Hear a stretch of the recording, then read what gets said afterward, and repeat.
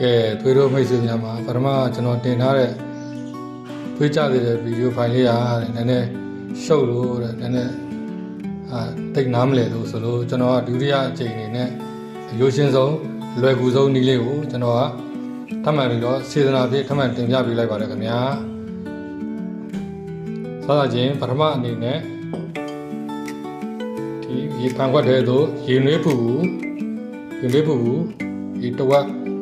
ရေတဝက်ခန့်ထည့်ပါဒုတိယအနေနဲ့ဒီလိုမျိုးကျွန်တော်ဒန်းတလွန်အဖူးဒန်းတလွန်ရွက်အဲ့ဒါကိုဒီဖန်ခွက်တဲ့ကိုဒီလိုအဖူးလေးတွေကိုဆွေပြီးတော့ထည့်ပါဒီလိုရွက်ကလေးတွေကိုဆွေပြီးတော့ရွက်နုလေးတွေ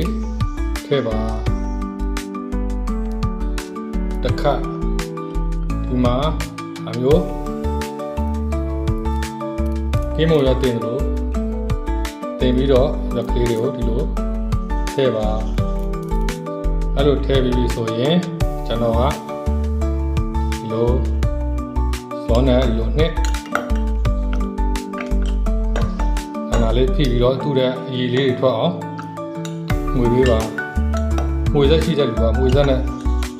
ငွေပြီးတော့ချိန်လိုက်တော့ပိုကောင်းတော့ပါဗျာဒါအလွယ်နည်းလေးကိုကျွန်တော်တင်ပြတာပါ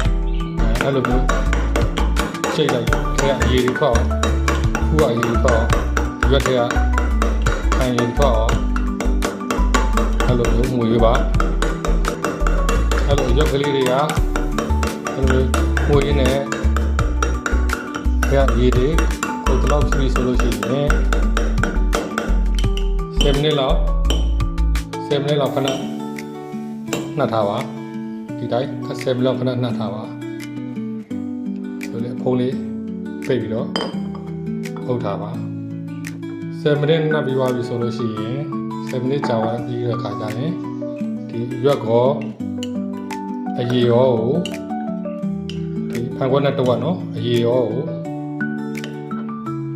တောက်ပေးပါအဖက်လည်းဝါးစားပေးပါမနက်ပိုင်းအစာစားပြီးရနဲ့ဒါမျိုးလေးလုပ်ပြီးတော့တောက်ပေးပါမနက်တစ်ခွက်ညတစ်ခွက်တောက်လို့ရပါတယ်ကျွန်တော်ကတော့မနက်တစ်ခွက်တောက်ပြီဆိုတော့ ਨੇ ကျွန်တော်တို့ကလုံလောက်ပါတယ်ဒီနည်းလေးနဲ့တောက်လိုက်တော့ကျွန်တော်